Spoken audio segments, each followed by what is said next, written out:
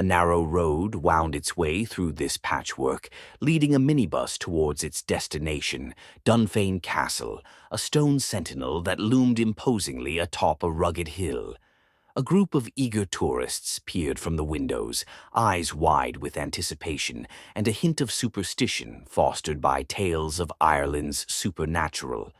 Guiding the tour was Connor, a young local with an affable demeanor and an encyclopedic knowledge of Gaelic lore. As the minibus crested the hill, revealing the castle's battlements silhouetted against the sunset, Connor began recounting its storied history. "Welcome to Dunfane Castle," he intoned, his voice imbued with theatrical charm. It stood the test of time through battles and betrayals, a testament to the era when chiefs and clans ruled these lands. The tourists listened enthralled, imagining shadows of past nobility treading those ancient stones. Among them, Isabella and Jake, a couple celebrating their recent engagement, felt the castle's aura nesting deeply within their romantic reverie.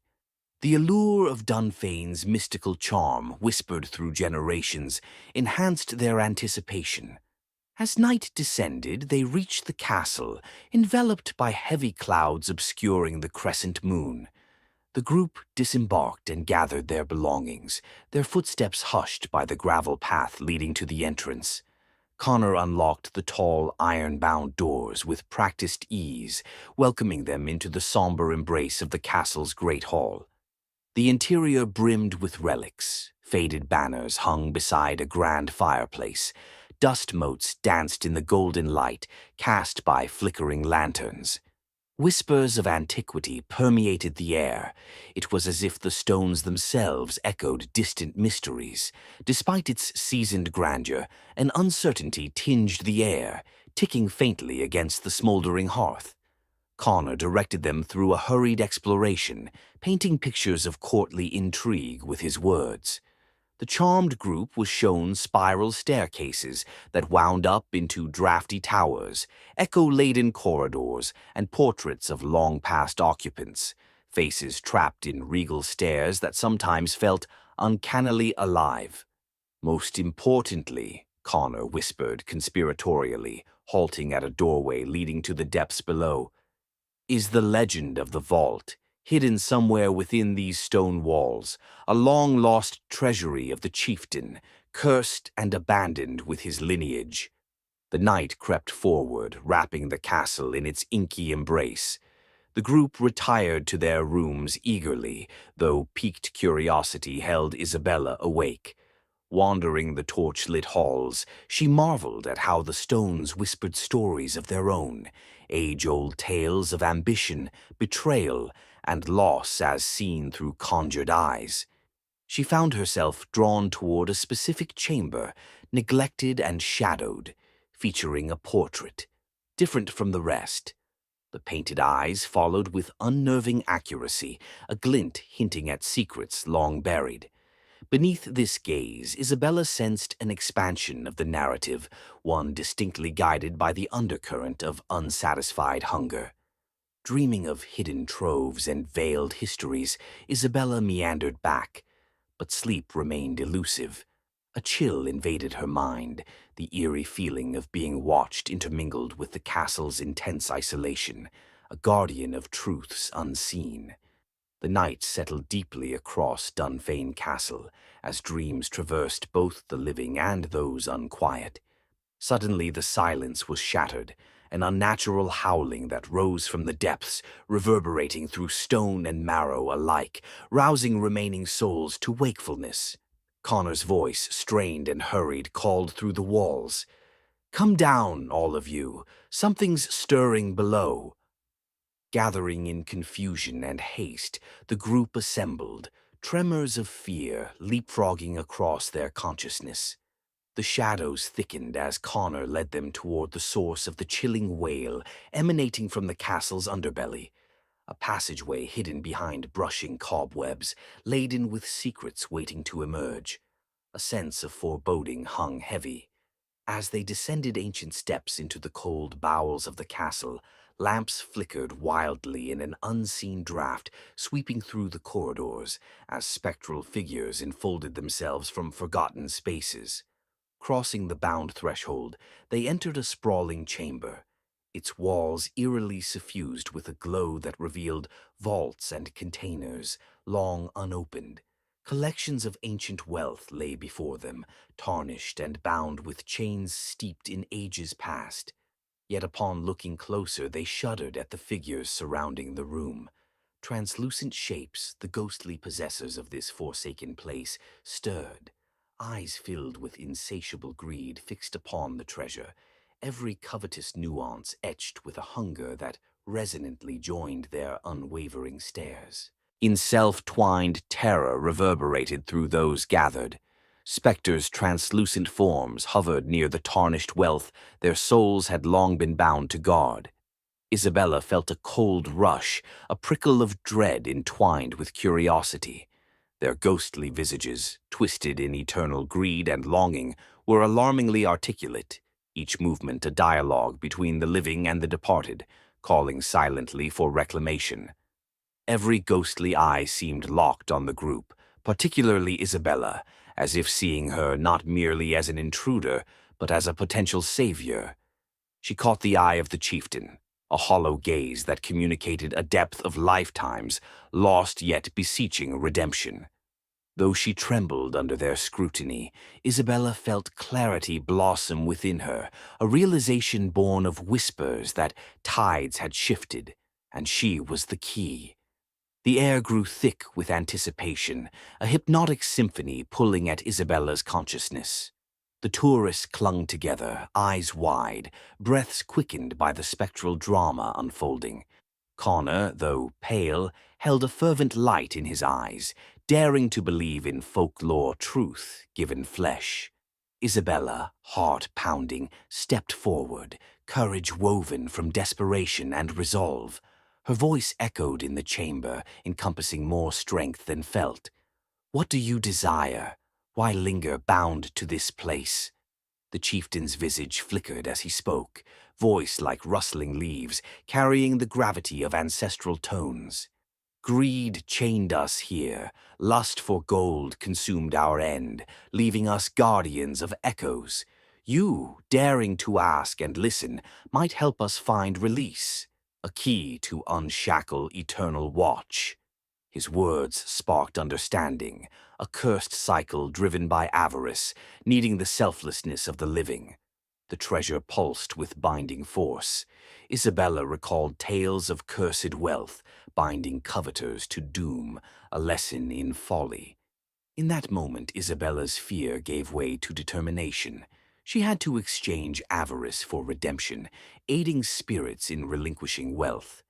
"Is there a way to free you?" Isabella pressed, stepping closer, the group observing with bated breath. "Yes," the chieftain replied, spectral form stabilizing, hope cresting. "A pledge, manifest through goodwill and action, gifted to the living, restoring balance disrupted by greed must be honored. Let the vault's wealth serve people, breathing life into community." Isabella nodded, feeling a righteous ceremony within her thoughts, emboldening spirit. She turned to fellow tourists, voice imbued with vulnerability and mission strength. "We can help them move on. This treasure can aid the living, revitalize Eldridge, honor legacy, and write a new chapter." Whispers turned to nods as potential for newfound purpose was realized. Envisioning Eldridge rejuvenation, they accepted their extraordinary part in a tale.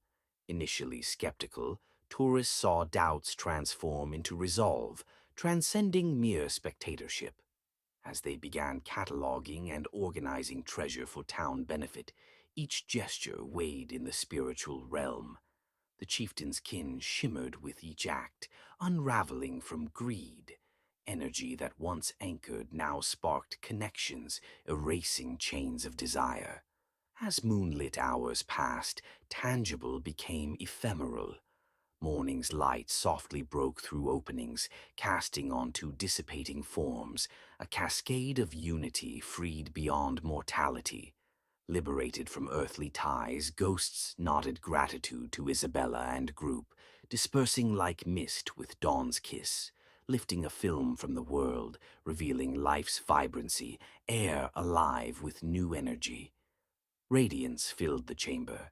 Isabella understood she joined something larger, a guardian stepping into history, completing her story amid vibrant past lives, liberated by shared purpose.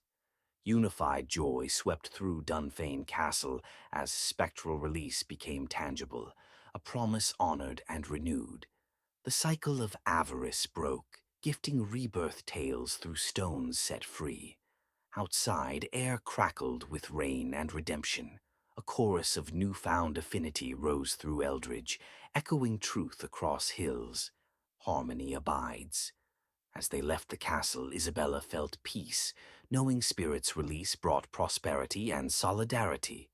Starlight graced with wisdom, an enduring testament to courage, understanding, trust. Gentle wind whispered tales to stones, celebrating legacies embraced by life-giving hands. Though past's echoes lingered with redemption's embrace, Isabella knew she and companions secured a sanctuary within legend. Eldridge stood renewed by eternal fidelity, a victorious end to greed. In its wake rose a song, a requiem and renewal, a story for generations, binding people and spirits beyond time. Ethan Blake had always been captivated by the allure of the abandoned, of places where echoes of the past lingered long after humanity had departed. An intrepid traveler from Washington, Ethan made it his life's mission to explore sites steeped in history, where the heavy hands of time and tragedy left their marks. His exploits, captured vividly on social media, had taken him from the eerie ghost towns of the Wild West to the decaying charm of forgotten factories. Yet none captured the essence of what he sought like Chernobyl did. A modern-day Atlantis swallowed not by waves, but by radiation and regrowth. Ever since the meltdown in 1986, Chernobyl had transformed from a site of great loss to one of mysterious allure, drawing curiosity seekers like moths to a flame. Ethan arrived in the ghostly town of Pripyat in winter, the morning crisp, the air biting. A thick layer of snow covered the ground, masking the scars of the past beneath a serene white shroud. Geiger counter in hand, he was prepared for his greatest adventure yet, intent on delving deeper into the exclusion zone than any sanctioned tour could offer. As Ethan ventured through the deserted streets, the iconic Ferris wheel loomed in the distance, its rusting frame a skeletal silhouette against the pale sky. The scene was haunting in its serenity, a snapshot of a life abruptly interrupted. He wandered down Lennon Avenue, past the dilapidated swimming pools, the overgrown soccer fields, all eerily silent under nature's inexorable reclamation. While navigating this frozen tableau, Ethan noticed a narrow passageway veering away from the main route, barely discernible beneath the snow and creeping vines, an invitation from the past. Ignoring a flicker of unease, he followed it deep into the woods, the path becoming less distinct with each step. Around him, the forest whispered, a cacophony of unseen life hidden beneath the blanket of white, until finally it opened into a clearing dominated by an imposing concrete watchtower. The tower stood defiant against the encroaching wilderness, and with it came a sign, Tolku dla personala, reserved for personnel only. Ethan's heart quickened with excitement, the undeniable allure of forbidden knowledge enticing him forward. He climbed cautiously, each step a journey through time, reaching the tower's observation platform with bated breath. There, through shattered panes of glass, he saw a figure in the woods. At first it seemed a mere shadow among shadows, but then it clarified. A man in an antiquated Soviet military uniform, face obscured by a gas mask. Every instinct screamed at him to be cautious, yet curiosity is a siren song. He raised his camera, capturing what he hoped would be proof of an unexpected encounter. But when he lowered the lens, the figure was gone, leaving only questions in its wake. Descended into a growing unease, Ethan returned to the ground, discovering that the path back seemed different, infused with a sense of being implacably wrong, a dissonant melody in the deepening silence. Trees that once bent gently now formed a claustrophobic tunnel, guiding him inexorably towards something unseen. The air grew thick as he stumbled upon an entrance nearly smothered by the earth. A bunker. What drove him to enter, Ethan couldn't say. Perhaps the same force that had drawn him here, a pull stronger than logic or fear. Torchlight cut through the dark, revealing the confines of a command center from another era. Consoles lay dormant beneath layers of dust, screens glazed with age, and the hum of technology whispered of secrets best left undisturbed. He moved deeper into the bowels of the bunker, the oppressive silence abruptly shattered by an unfamiliar roar, distinct and dissonant. It was not just sound, but cacophony, a fugue of voices and cries, each drowning the other like layers of distant conversations, and underneath it all, like a constant stream weaving through the chaos, was a single voice he knew all too well. His own voice trapped in a cycle of desperation and dread. "Help me," it begged, a tiny, keening wail. Panic surged, a predator stalking him in the dark as Ethan spun, the light skittering off walls, each more alien than the last. The entrance was gone, replaced by resolute concrete. Fear cloyed, sticky and suffocating. His mind reeled, searching for sense in the insanity. He was trapped in an echo of a past he didn't belong to, tangled within the sinews of a nightmare, brought to life by the very ground beneath him.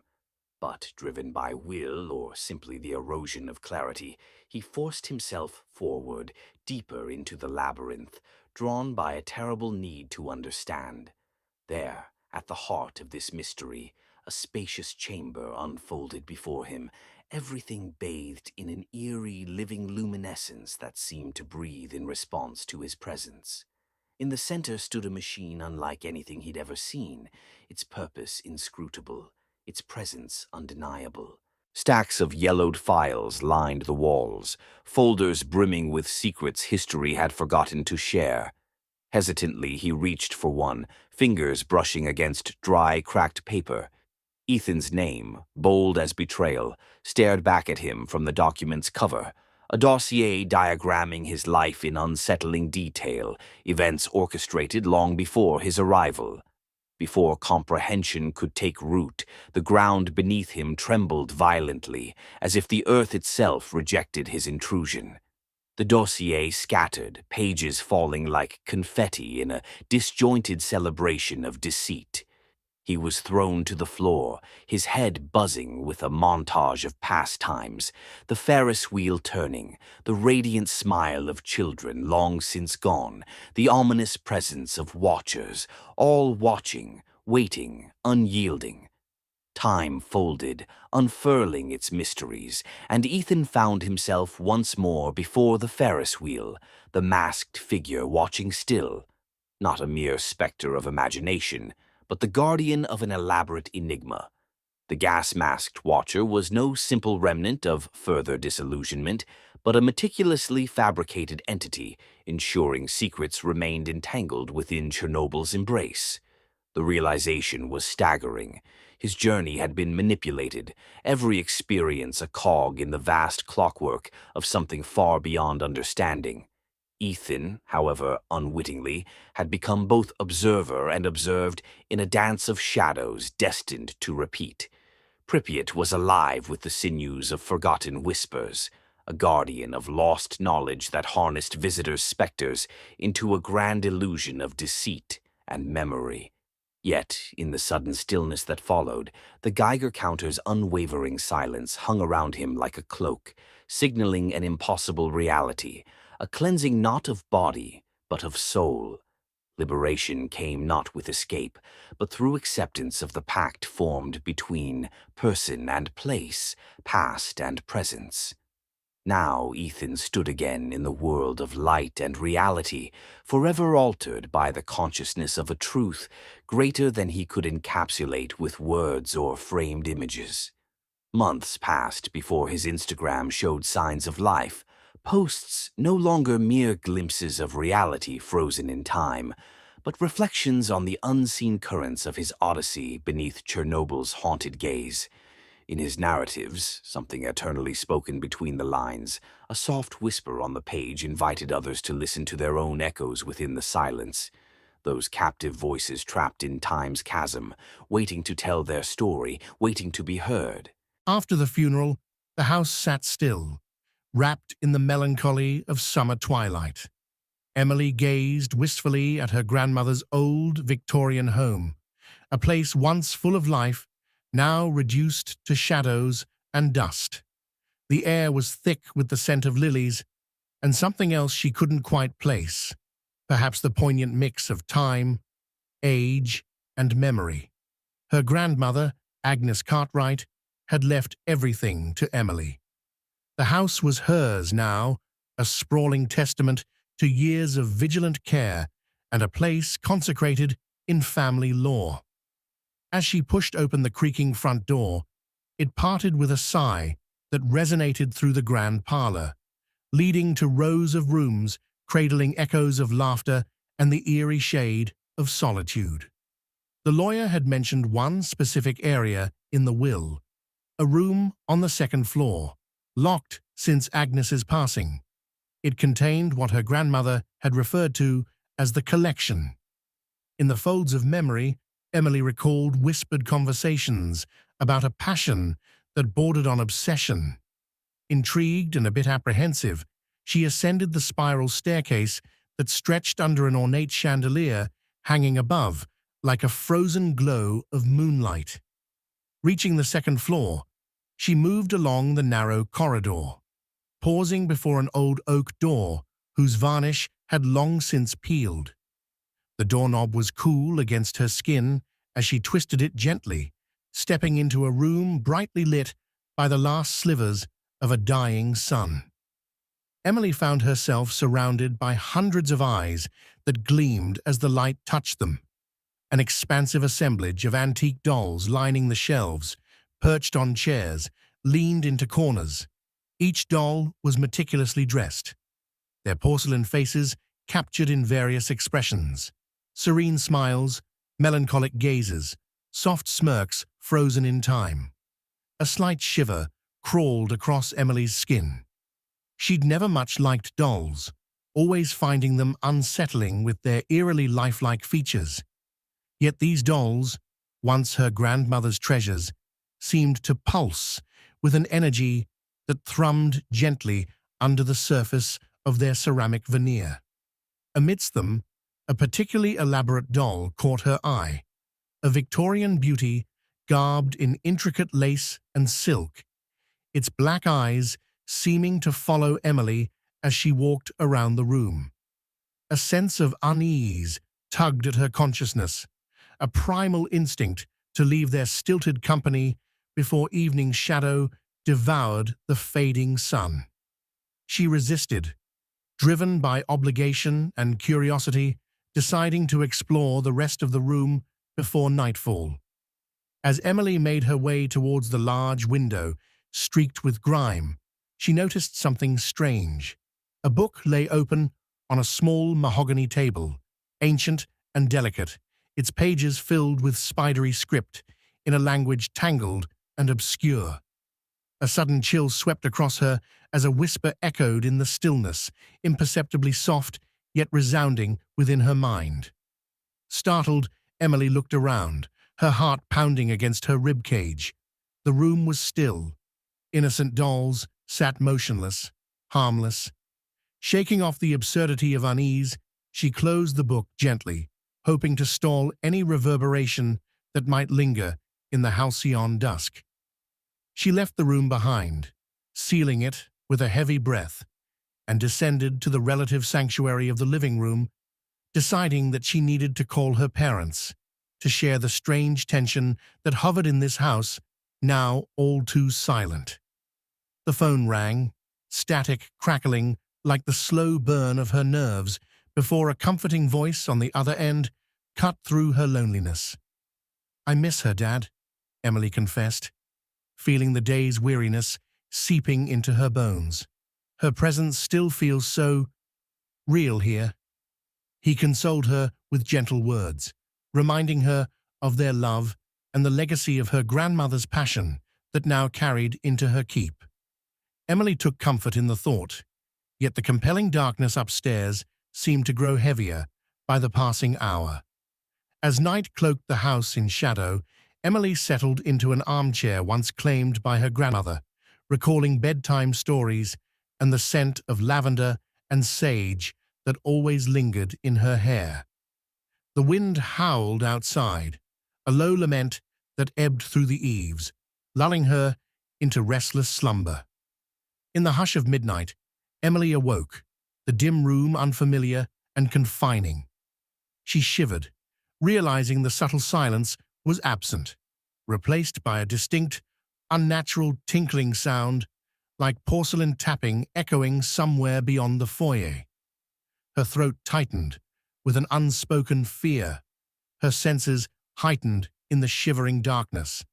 Compelled by a morbid curiosity and a sense of responsibility to the home entrusted to her, Emily rose, her breath shallow, as she crossed the creaking floor. With each step towards the hallway, the noise grew faintly louder, more organized, an eerie lull spanning between breaths of old walls and floorboards pressing back onto themselves. The stairs beckoned, and in hesitant increments, she ascended once more. Yet just as she reached the landing, the tapping ceased, leaving only the vibrating tension in her body and the haunting memory of her grandmother's voice whispering the enduring refrain. "Keep them safe, Emily. They are a part of us." The disquiet had not subsided by morning, and Emily found herself drifting through the house, tentative yet unable to draw away. Whenever she passed the closed door on the second floor, a quiver of unanswered voices seemed to call softly from within. Coffee did little to sober her senses, and the regular rhythm of the day failed to dispel the chill from her bones. Determined to confront whatever unease lay nested upstairs, Emily steeled herself and once more climbed the stairwell. Sunbeams pierced dust-laden rooms, but the corridor she entered felt separate, a faintly oppressive chill lingering in the air. She hesitated, her hand poised against the oak door that guarded her grandmother's collection. Breathing deeply, she entered. The dolls were still there as silent sentinels, expressions ambiguously serene. Yet on each, Emily sensed an evolution, an ageless awareness that transcended the room's musty staleness. The air held an iridescent quality, as if it shimmered beneath the surface, a waking elegance veiled in shadowed deceit. The elaborate doll she first noticed was prominently placed on a shelf directly opposite her entrance. Something about its eyes remained unsettling, following Emily's every movement in the room with intent scrutiny. As she drew near, the feeling of being intensely watched tugged at her mind and refused to depart. "I'm not imagining this," she whispered, recalling her grandmother's voice, which lingered as a soft reminder to trust her instincts, even as reality appeared blurred by ancestral mystery. The book she'd seen before lay closed on the table, its surface glistening with the haze of forgotten lore. Driven by a sense of urgency and intuition, Emily lifted the cover, pinching the brittle edges of pages used to weave the mystic. Lineages inked in quietude, chanting silent stories of memory and longing. A sudden draft swept the room, and the dolls shifted ever so slightly, like half-forgotten dreams slumbering at the corner of one's eyes. Whispers arose, mingling in a cacophony of murmurs as Emily glanced about, stricken by a dawning comprehension of their soulless unity. She stepped back, the quiet knowledge of intention dawning like fragmented clouds, reflecting celestial bodies. Her perspective shifted. In those moments, their faces moved, not physically but consciously, echoing an uncanny aliveness through the immobility. Understanding danced elusively before her until, trembling with an unfamiliar intensity, her focus rested solely on them and the unyielding power they obediently radiated. Suddenly, Emily felt enveloped by a memory, not her own, a fragment of a time shared and a bond unseen. Her grandmother, kneeling before the vast assembly of dolls, speaking softly with the same familial cadence.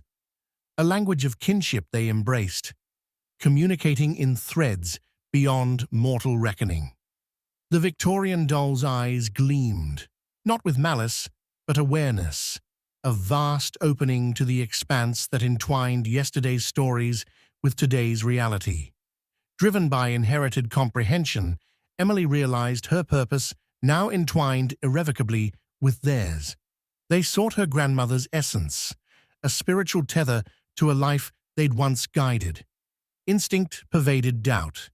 Emily discarded fear, welcoming fulfillment long sealed in vacuous silence. A courage that resonated with her grandmother surged through her veins, transforming the room's chilling expanse into one of warmth and light. Drawing forth sincerity from within, Emily pledged aloud, "I will safeguard you, as she did. You are not alone." At her words, the atmosphere lifted, shadows retreating peacefully into the afternoon's luminous embrace. Wisdom acknowledged in their gracious nods, a silent acknowledgement from porcelain-formed kindred souls. The unease that once overshadowed faded to evoke the comforting embrace of guardian presences. Beyond the confines of the old Victorian house, sunlight streamed in wide open beams, inviting spectres of past and present together into Emily's outspread arms. She stood, feeling not as curator, but as an integral part of a complicated weave spanning generations, understanding instinctively that the ties once thought ethereal were profoundly real and unbreakable. Emily left the room, no longer prey to dread, but bound by newfound embrace of ancestry. Echoing the rhythmic, heart-touching murmurs of bond eternal, the dolls remained silent sentinels, protectors in memory's ethereal dance, brilliantly alive in the whispers of porcelain eternity. The sun hung low in the sky, casting golden ribbons of light through the dense canopy as five friends, Thomas, Mia, Ethan, Lily, and Jake, made their way into the heart of the forest. The air was thick with the earthy scent of moss and decaying leaves, and the sounds of wildlife echoed mysteriously around them. They had just celebrated their high school graduation, buzzing with the thrill of newfound independence and the blossom of young love. Thomas and Mia led the pack, their hands interlocked, whispering promises only those caught in the throes of first love could make. It was Mia's idea to explore the restricted area deep within the forest. Stories about the site, a once government-used radar station long since abandoned, were laden with chilling lore. Among the tales spun over campfires was one that stood out, a game that played you instead of the other way around, a sinister version of the innocent childhood game, Scissor, Paper, Rocks. "Are you sure we should be doing this?" Lily asked, adjusting her backpack nervously as they reached the rusted gate, marking the boundary into the forbidden zone. Her voice trembled slightly, masking a deeper-seated fear of the unknown. "Oh, come on, it's just a game," Ethan replied, his tone more confident than he felt inside. "Besides, it's probably some urban legend to keep kids like us out." His chuckle was nervous, trying to convince himself as much as Lily. The group squeezed through a gap in the fence, its metal jaws wiped clean by decades of rust and neglect. Scratches of old "keep out" signs dangled precariously, their warnings long forgotten. Venturing deeper, the air seemed to grow colder despite the residual warmth of the day. The path was treacherous, roots snaking across the trail like skeletal fingers reaching out to snare the unwary. The forest grew denser, swallowing the sun and bathing the world in a green gloom. They stumbled upon a clearing where wildflowers grew in unruly clusters around the dilapidated structure. The radar dish, toppled and encrusted with vines, lay like a dead giant. Close by, someone had erected a stone circle embedded in the earth, with cryptic symbols carved into its surface, an altar to the mysterious game. The atmosphere was eerie, as if the very ground hummed with unsung energy. "I dare you all to play," Jake announced, his bravado masking the chill running up his spine. A dim light flickered in his eyes, one part excitement, two parts fear. The prospect of challenging the legend thrilled him, yet the chilling environment gnawed gently at the edges of his courage. With hesitant agreement, the five friends circled the stones and clasped their hands. The rules, found etched upon a nearby plaque, half buried under leaves, were simple yet woven with ominous undertones. To play the game, players must call out their choice simultaneously. But be warned, playing sometimes came with unforeseen consequences. As they chanted, the sky roiled with clouds, casting the clearing into an early dusk. The trees cast long, stretching shadows that seemed to dance with an otherworldly animation. The forest seemed to hold its breath, an uncanny silence settling over the landscape. Shadows lengthened, rising and twisting like living things among the trees, watching, waiting. "Scissor, paper, rocks!" they shouted into the twilight. An unexpected wind rushed through the clearing, extinguishing the remaining daylight. The force of it was as if 1,000 whispers collided, creating a symphony of sound that echoed through the clearing. A silence fell, heavy, absolute, pregnant with possibilities and dread. The winner, Ethan with paper, smirked in the dimness. "See? Nothing to it." But his laughter was cut short as the earth trembled beneath their feet. The symbols on the rocks glowed with an eerie luminescence, pulsating rhythmically as if in time with a heartbeat deep below the earth. And then, nothing. Only the calls of distant night birds echoed through the trees. The world resumed its deceptive calm. "Probably just a trick of the light," Thomas muttered, though his voice wavered, betraying his unease. Minutes passed, and slowly, unease settled over the friends like mist rising from the forest floor. They decided to leave, assured they'd survived the ordeal unscathed. Yet, as they walked away from the clearing, the woods echoed with a whisper, a distorted refrain murmuring the game's choices. The deeper they went into the forest, the stronger the feeling that they were not alone. The path out was different, twisted impossibly as if the forest itself conspired to keep its secrets hidden. Mia glanced about, realizing with growing panic that they were lost. The trees, once familiar, now seemed to conspire against them, branches nodding into sinister shapes as they blocked the sky. Noises followed them, cracking twigs, distant rustles. It felt as if unseen eyes watched their every move. When they finally paused to regroup, Jake counted heads, a look of confusion and horror washing over his face. "Where's Ethan?"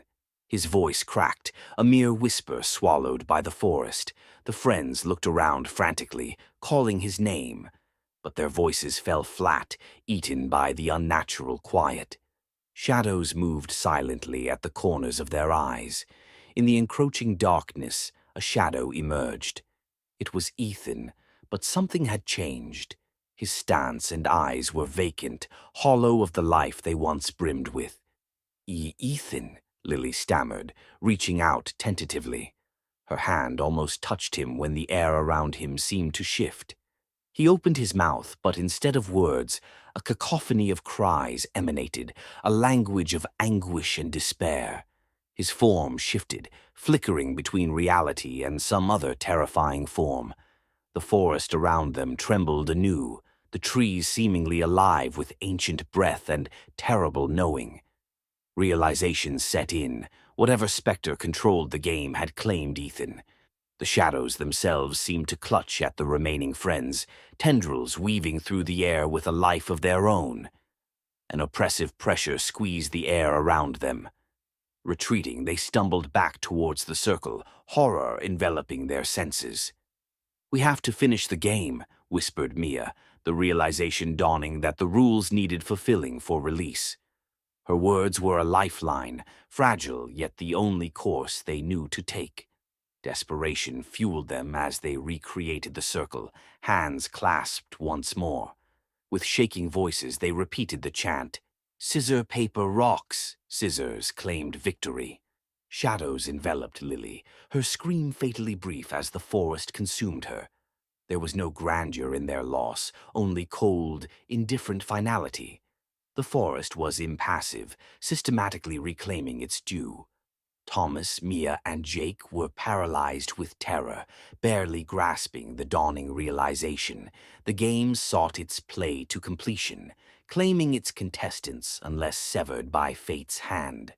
The stone circle pulsed with energy, crackling as reality and myth merged. Ghostly forms shimmered at the edge of the circle, flickering in and out of focus, spectators from another world drawn to this macabre ritual. Mist floated in between them, whispering forgotten secrets. With ragged breath and one last stand, the trio completed the fateful cycle, each praying silently. Time stammered, then halted as their simultaneous cries, "Rocks!" reverberated against the stones. In that instant, the shadows recoiled, and Ethan was released from their malevolent grip. He slumped forward out of the shadow's hold, but forever changed, his eyes bearing witness to horrors untold. The friends collapsed into each other's arms, the clearing now seemingly stripped of its malice. The forest sighed, releasing its hold. With dawn's light creeping through the trees, reality felt fragile, unraveling at the edges of sanity. Their collective breaths were harmonized by an unspoken bond of survival and loss. They rose, unable to fully comprehend the passage of time, their hearts still racing from the onslaught of the supernatural. The path out, once treacherous, was clear, as if the woods themselves were eager to be rid of them. Emerging from the forest, the sunrise greeted them, timid and pale, as if it too had weathered the night's trial. The survivors limped into the open, broken by what they endured, knowing the forest would forever whisper of their ill-fated game, a warning to the daring and the foolish alike.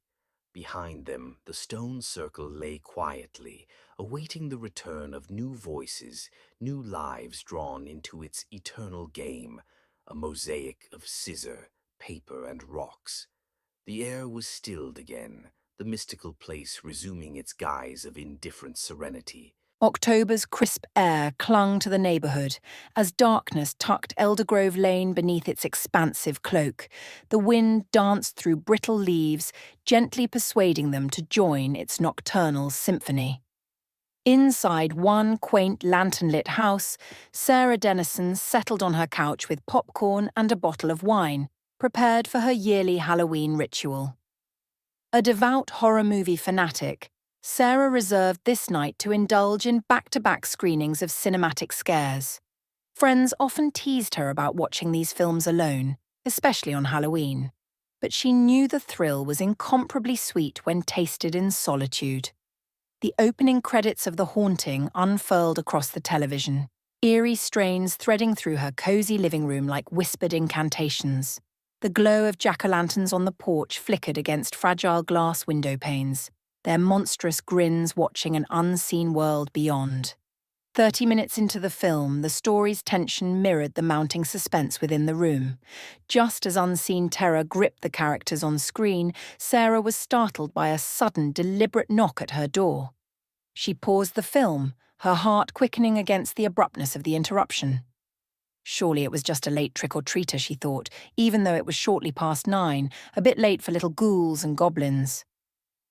Nevertheless, Sarah rose, thankful for the momentary escape from cinematic terror. Peering through the peephole, however, she saw nothing but the soft glow of streetlights misting through the autumn air.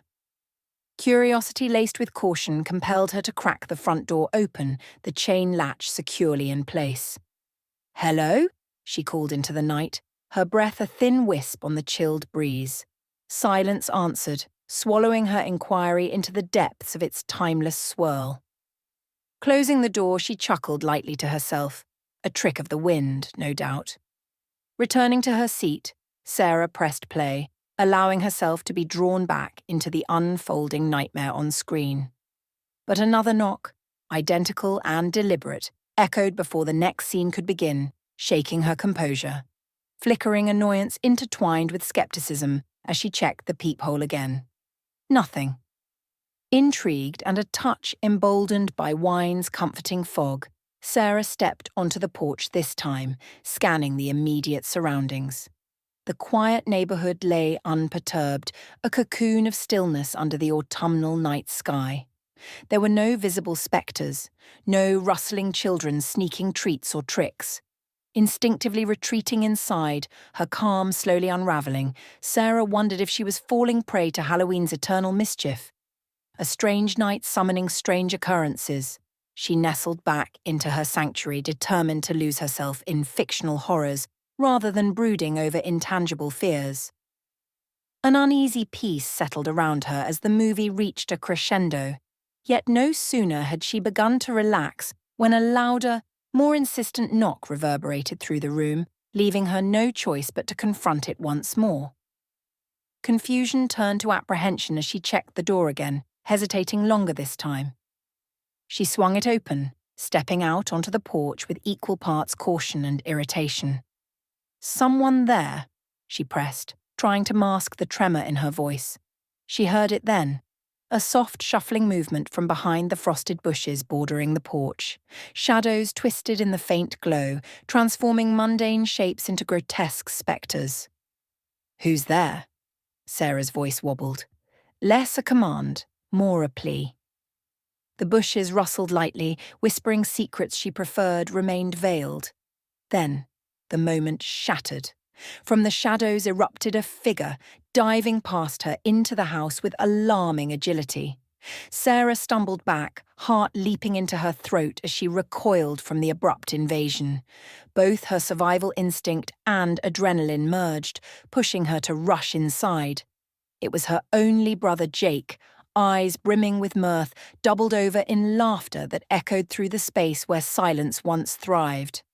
"Gotcha!" he wheezed, shoulders rocking with delight, mirroring the childish amusement they shared when they were children. "Oh my God, Jake!" Sarah gasped, fuming yet relieved, hands on her hips, but unable to deny the swell of sibling affection. "You scared me senseless, it's not funny." He composed himself, brushing off her scolding with a jesting grin. "I knocked earlier and no answer. Thought you might be, too absorbed. So, I decided to have some fun." Sarah rolled her eyes, breath easing now the surprise had passed. "Next time, just text instead of playing Phantom," she scolded lightly, heartbeats gradually finding rhythm. Tension released into familial banter. Jake joined her on the couch, invitingly spreading the popcorn bowl between them and sharing in her Halloween tradition. Normalcy reclaimed the room, the earlier terror recast in softer hues as laughter took root. Outside, the wind's low moan continued tracing paths around Eldergrove Lane, wrapping the house in autumn's transient tapestry, unaware of the shifting perceptions within. The warmth of shared company renewed the evening, even as shadows continued to weave their dance across Eldergrove Lane, taunting boundaries of the familiar. As sibling camaraderie settled over the television's faint glow, Sarah and Jake exchanged musings about legendary horror stories and childhood phobias, entwined in nostalgia. The wind hummed gently like a distant lullaby, coursing through cracks and into the cozy haven. Time passed without distinction until Jake suggested a switch to something lighter. A comedy, perhaps, to dissolve the dark shroud Halloween traditionally draped. Sarah agreed, glad to shift away from tension, her mind still lingering on the earlier fear. Just as Jake fetched his phone to recommend a film, a new knock, bold and intrusive, riddled through the door, a fourth herald, intruding on their laughter. "What, did you order pizza or something?" Sarah quipped to Jake, half expectant. "I didn't, no." Jake shrugged, rising to answer the insistent call. Concern shaded Sarah's amusement, a fraction of the earlier chill creeping back. She trailed behind Jake as he opened the door wide, revealing heavy night pressed against the threshold. No sooner had he blinked at the vacancy when it filled with an enveloping figure, all cloaked in darkness, hulking under the now ebbing streetlight, a ghost of primal terror unequal to any past haunt. Panic drew a stranglehold on her senses. Fight or flight grappled within her instinctive core. Yet Jake, still riding the thrill of surprise, stepped back, unaware of the shadow looming like night birthed from elder tales. The figure moved with horrifying deliberation. Its reach extended and seized Jake with powerful vice-like grips, dragging him from safety, resolving veil to flesh, nightmare to reality. "Jake!" Sarah's scream ripped through the shrouded space, her feet frozen on terror-locked tiles. She lunged to the door, heart racing with desperation. Visible for only portions was something more grotesque than mask or taxidermist art. A conglomeration of stone-grey skin stretched impossibly over elongated bone.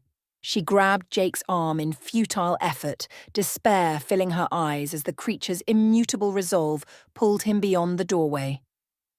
Into the quagmire of moon-bathed reality it dragged him swift. Sudden synapses cut through Sarah's frenzied resistance. A spark! She reached with fierce determination, swung the iron lamp from the entrance table and shattered it down. The infernal embrace broke momentarily, enough to pull Jake backwards within security's threshold. It roared then. A haunting guttural noise splintering silence, resonant terror woven into sound. Then faced with altered equilibrium, it vanished into the night, consumed by the halo's edge. Breath returned to normal slowly when daylight surrendered Eldergrove's horror to memory revised, the night's uncertainty a silent story shared between them. Both siblings sat there absorbing shifting moments. Only then did Sarah's mind align. What had seemed Phantom's prank became the twist revealing external truth. Beyond Door had momentarily been the join point where myth breached reality's fragile shell, something hungering worse than Spectre's familiar. Evoked logic danced unwelcome to revel colours beneath artifice granted by fear. What haunted wasn't merely chance or thrill faltered in October's delight, it dwelled within shadows woven permanent to spirit. For as daylight broke Halloween's nightmare into slumber, far removed across Eldergrove Lane nestled shadows overseen. Somewhere nearby, heartbeats throbbed louder than time remembered, cocooned amidst atmosphere. The finality resided in perceptive realization, a pledge of awareness, gentle cocooned braced, that somewhere out there, echoing forgotten whispers beyond veils stretched between worlds, the entity still waited discreet and genuine, anticipating what midday presumed safe, eternal. Where I once uncovered one truth transient, another multitude lay upon pathways, unknowns and phantasms twisted scarred, and those misshapen figures waited baited beneath colour's sheen, watching during presence vibrant around cathedral autumn, their call yet incomplete, a skin unbound, misunderstood. In those hours absolved from dream to light, Sarah understood their world found rebirth continually, untamed spectre upon halls beyond known. Within, the truth that faded with each heartbeat of daytime was removed from twisted destiny forsaken. The small town of Crestwood was the kind of place where life moved in slow, familiar patterns, where the seasons left their gentle mark on the people and the landscape.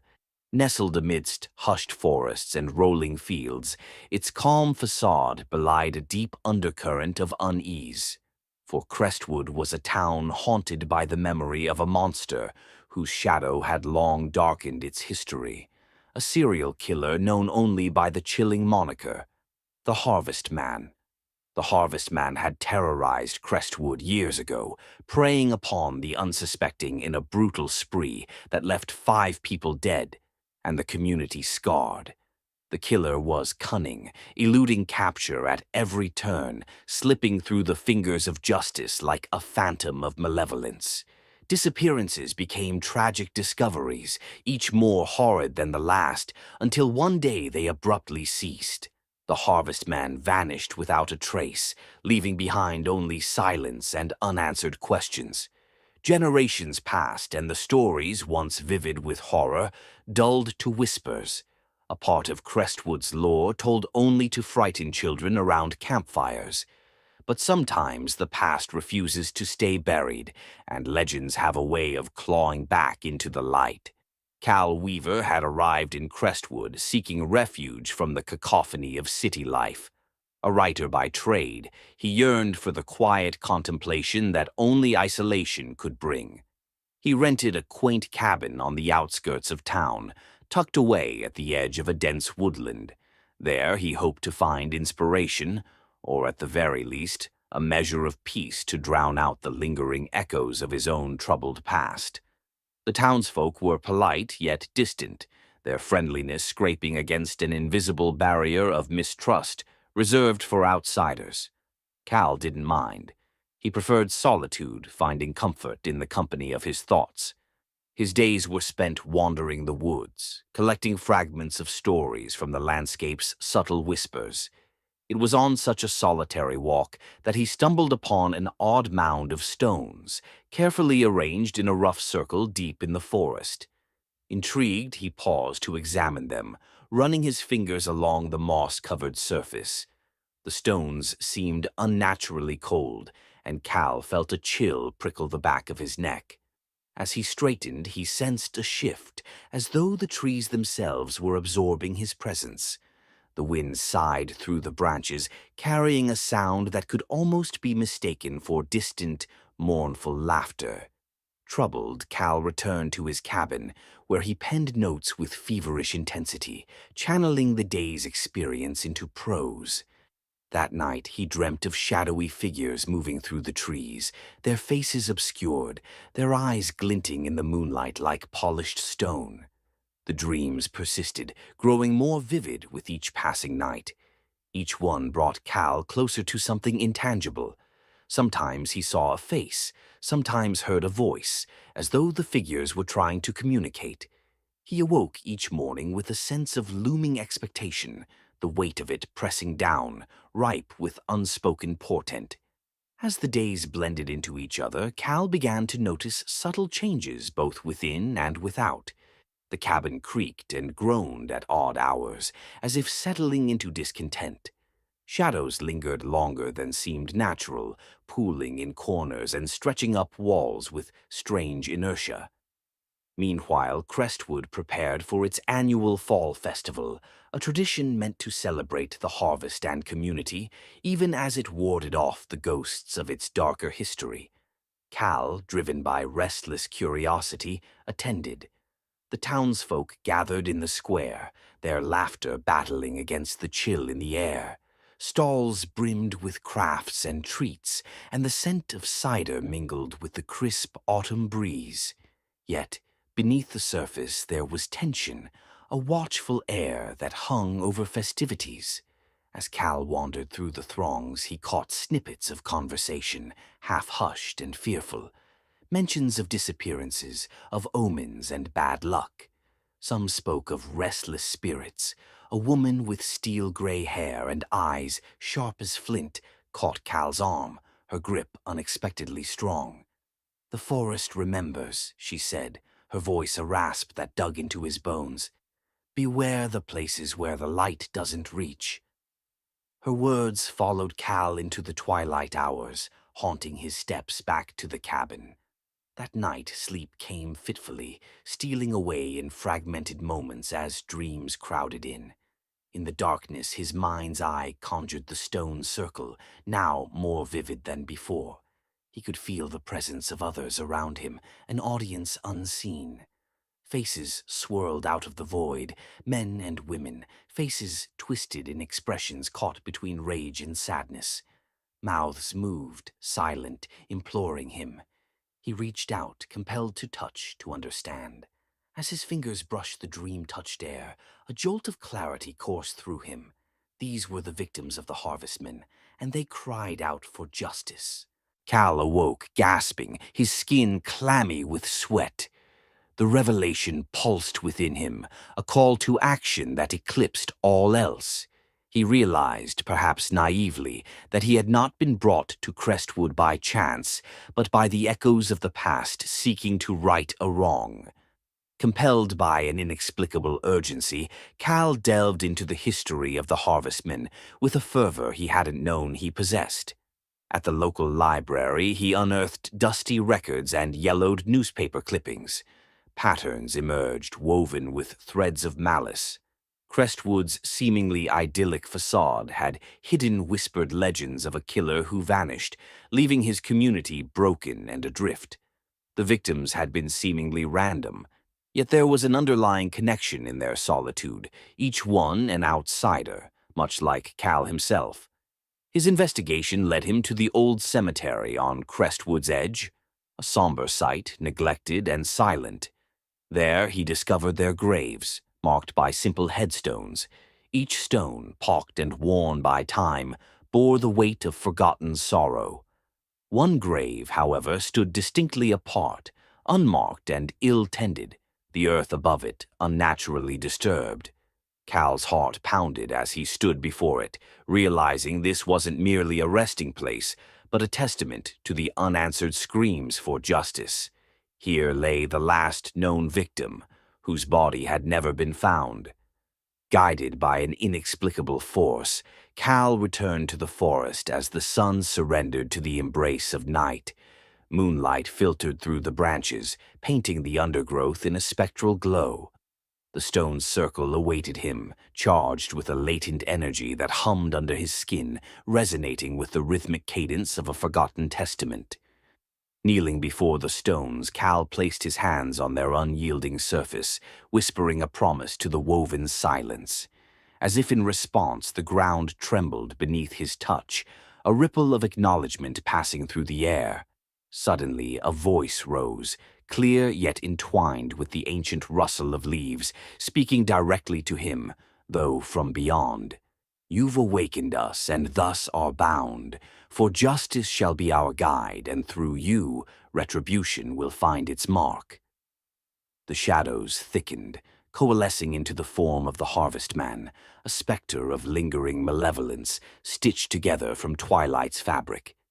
Yet Cal understood instinctively that this was not the true killer, but a construct, a manifestation engineered by the awakened spirits as gatherers of their lost authority. Guided by knowledge beyond his understanding, Cal channeled his collective resolve, confronting the embodiment of dread with nothing more but the truths he had uncovered. Each word spoken aloud became a litany, resonating within the hallowed space, forcing the harvestman to confront the memories steadfast in stone, the relentless cries for restitution that persisted through silence. The air quivered, saturated with expectancy, as shadows twisted and contorted, spilling their darkness back into the earth from which they sprung. Emancipated cries of joy, scarcely audible, sang into the forest, and with a final shudder, dawn's first light pierced the clearing, vanquishing the specter that once dwelt there. As the first rays of warmth stole across his skin, Cal came to truly grasp his role in the unfolding saga. The spirits of the dead had found peace, and with it, a form of closure. They had claimed their vengeance through him, a channel through which agony had been transcended by unwavering truth. Returning to his cabin, Cal sat before his desk, pen poised over paper. Through ink and sweat, he transcribed his journey. Not merely a story, but a testament and a record, a solemn tribute to Crestwood's liberation. He wrote of how a town haunted by its past used the voice of an unwitting emissary to reclaim its peace. The harvestman was no more. And as for Cal, he realized that the genuine tale lay not in the horror of bygone days, but in the unyielding resolve of a community to overcome trauma. It was a narrative of endurance and the indomitable spirit of those who withstood it, an echo of hope for all who found themselves lost within the shadows. The lunar lander, Artemis III, descended gracefully, its thrusters delicately balancing the spacecraft as centuries of cosmic dust billowed into the void.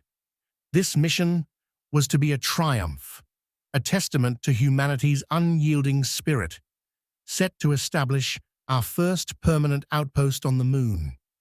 But as the lander's legs touched the alien soil, Lieutenant Commander Ethan Walsh already sensed an ominous undercurrent that wouldn't be dispelled by the lunar dawn.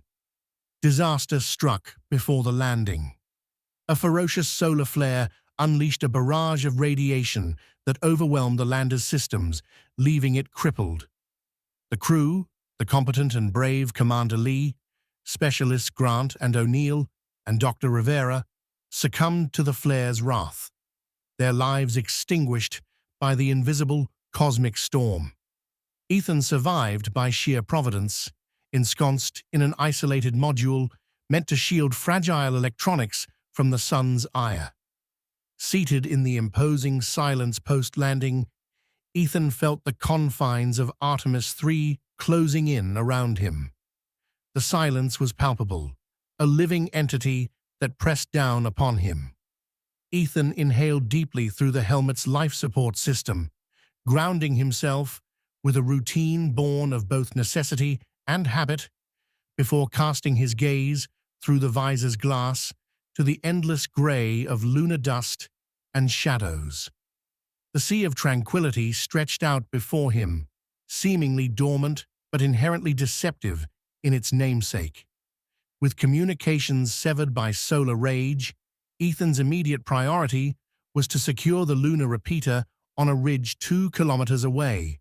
Without that link to the orbiting command vessel, he was alone, another soul lost in the void, suffocated by the foreboding moon.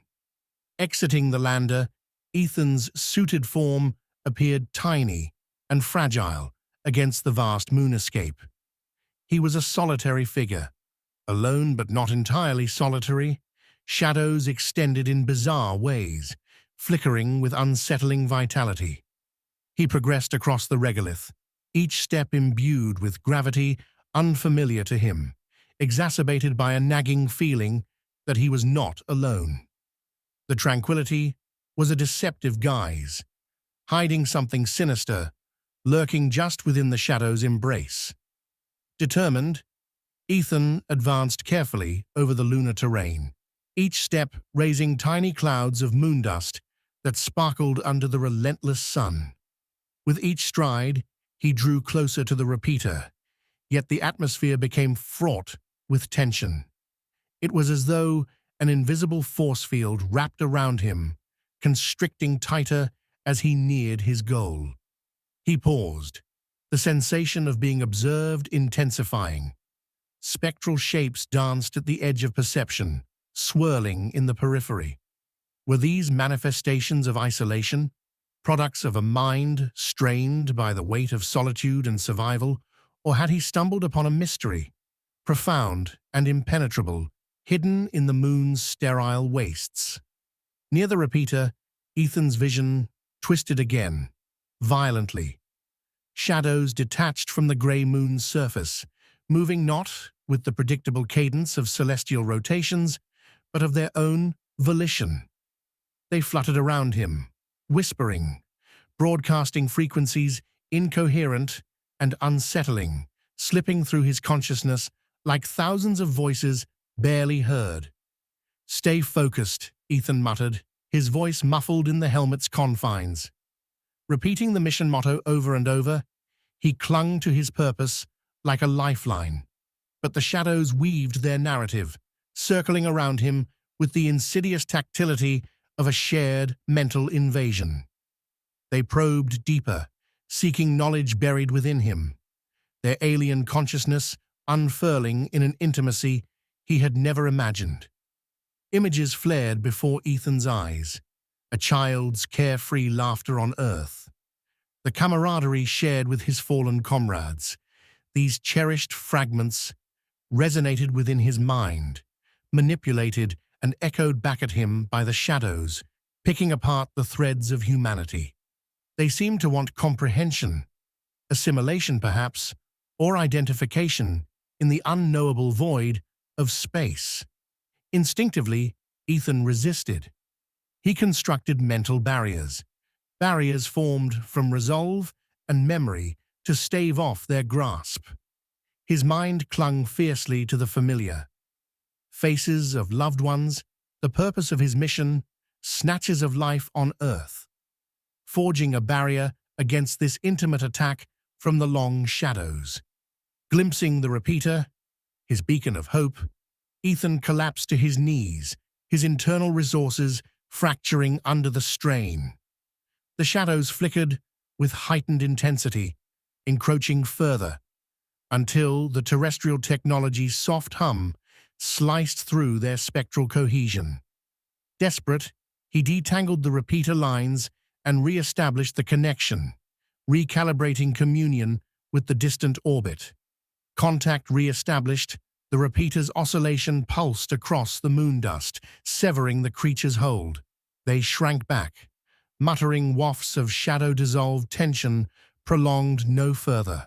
Forlorn, outside of the sealed human network. As they shrank away, Ethan kneeled, the barren regolith providing precious calm beneath his suit. Breath slowing, his body ached from exertion, a mix of sparse relief and disbelief cocooning around him. He was alone again, possibly saved in body if not mind.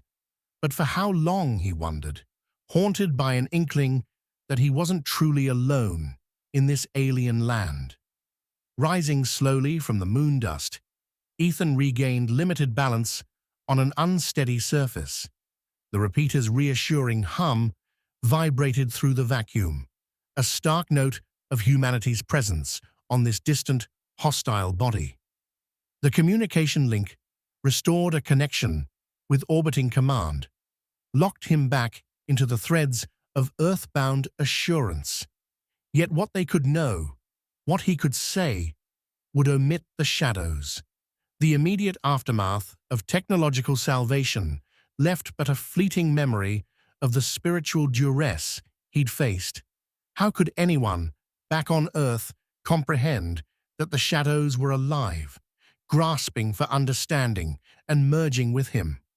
It was an encounter probably dismissed as the radiation-induced madness of an isolated mind.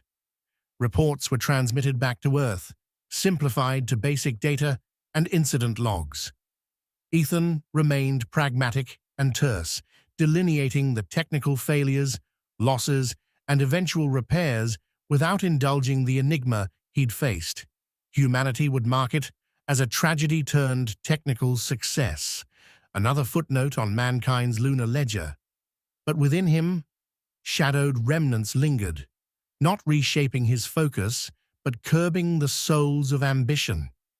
For now, leaving them unvoiced, tethered them inside the cosmic truth. He knew they would haunt him forever, whispers embedded in the aftermath of his solitary lunar vigil. He'd faced what hung beyond the grasp of empirical understanding, their formless dance a silent echo on the shores of torrential possibilities. Time became fluid aboard the rescue craft, the return to Earth marked by a meditative resignation. He was accompanied by the sightless eyes of his thoughts, elements of his endurance held close against scrutiny and the certainty of disbelief. Days and nights blurred into silent contemplation, devoid of the camaraderie and teamwork that had once been the cornerstone of every successful mission. Landing marked another turning point. The gravity of Earth hooked his weary frame, pulling him into the familiar embrace of home.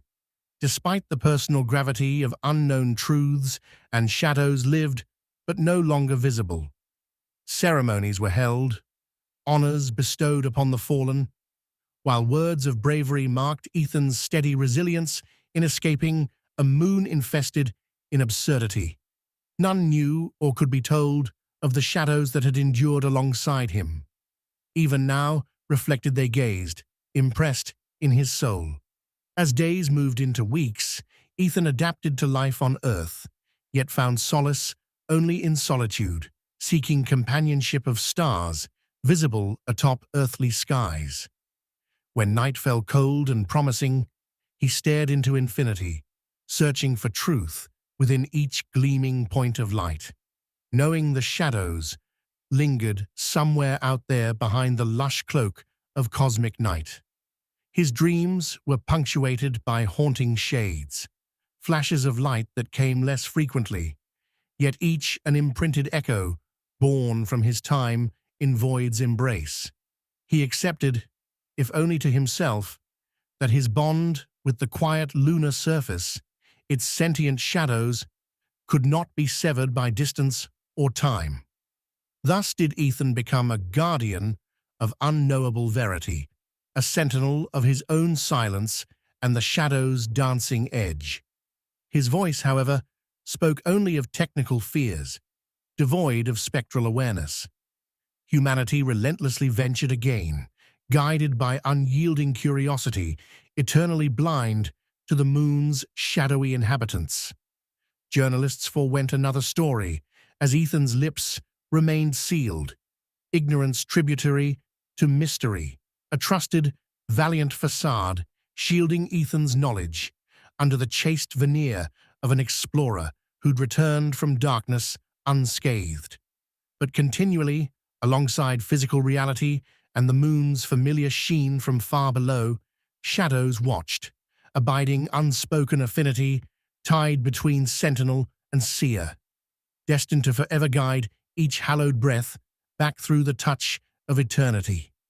Ethan returned a survivor, the sacred keeper of untold secrets, a guardian against darkness that peer beyond the edges of starlit touch.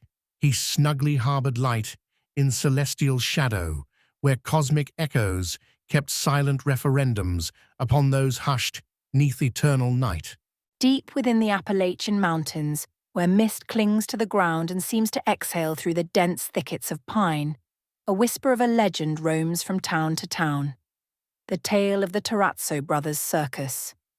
Unlike other circuses with their kaleidoscope of lights and vibrant banners, Terrazzo's was an unfolding legend with a shadowy reputation and an allure that both repulsed and intrigued. For Eleanor Reeves, standing outside the faded marquee advertising the most spectacular show on Earth, the circus represented not wonder or excitement, but a profound sense of dread. Clowns, the root of that fear lay in painted faces and exaggerated grins capable of hiding real horror. When circumstances forced her to become part of the caravan's curious ensemble, she felt the layers of terror she'd buried deep within begin to resurface. Her life had spiraled after losing her only living relative, an aunt whose unexpected passing left her with nothing but debts and an old suitcase filled with mementos and half-read letters. With no job prospects and creditors looming, Eleanor was desperate. Her plight caught the eye of Marco Terrazzo, the enigmatic ringleader of the travelling circus, who promised escape and opportunity for those willing to join his troupe. The alluring promise of food, lodging, and the vague notion that she might find something of value amidst the frenetic world of itinerant performers drew Eleanor in. Yet she couldn't shake the disquiet that amplified tenfold when she joined their caravan.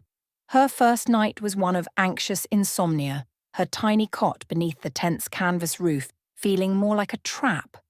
The sound of her fellow performers mingled through the thin barrier, separating her from the night, a chorus of practiced routines and laughter with an underlying melancholy. Eleanor quickly realized how much she didn't understand. Hushed warnings exchanged in shadows and rehearsals drowned out by an unnerving tension that echoed her fears more loudly than applause ever could. Days bled into nights, and the circus held more secrets than she had imagined. Under its celebrations simmered a pervasive gloom threaded through the laughter, like a malignant vine. And always it felt connected somehow to the clowns. Lucien, their leader, with his eternally twisted smile and unsettling gaze, spoke to her only briefly, his words more insinuation than actual communication. The clowns were not like others she had encountered. These were figures that made her recoil as if her instincts warned of their wrongness. Something ancient seemed to whisper beneath the surface. "You'll get your sea legs soon enough," coaxed Beatrix, an aerialist with fiery hair and a knowing grin that hinted at secrets. "But beware the tents they weave. Lucian's clowns have a knack for weaving things too tightly." Pressed to elaborate, Beatrix only shrugged Eleanor's questions away, leaving her frustration to fester. Eleanor was torn between fleeing and the pull of mysteries she found herself entwining with. It was beneath the canopy of a starless night that the first true inkling of the circus's surreal nature crept into focus. Exhausted from a day of menial labour, carrying jugs of water, checking rigging, and maintaining caravans, Eleanor stumbled upon a spectacle beneath the darkened tent spire. The main tent was supposedly empty, yet, peering through a tear in the fabric, she witnessed Lucian and his clowns at a private rehearsal, a macabre dance of shadows and laughter. Their painted faces flickered in the dim lamplight, moving in eerie synchronicity as if guided by something beyond the immediate, tendrils of time and intent not meant for understanding. Lucian caught her gaze, his eyes glinting a question that required no verbal answer. The clowns broke formation, and Eleanor skittered away, breathless, a cold unease gripping her as she fled into the night. Sleep was elusive, her thoughts a whirlpool of questions, her fear of clowns transformed into something deeper. Rumours whispered among carnies, furtive and palpable. Fear prickled every nerve when she crossed paths with them. Gerald, an aging juggler, noted her distress and offered words of encouragement like a mentor. "Be careful round here," he advised one evening, adjusting the worn cap perched on his greying hair. "Things have gone missing before, and so have people." His tone was gentle, yet his words struck Eleanor. Answers came haltingly, tales that sounded more like rumours, yet she believed them. She learned of disappearances swept aside by murmurs about those who vanished without trace. Her nights became a dizzying routine of unease.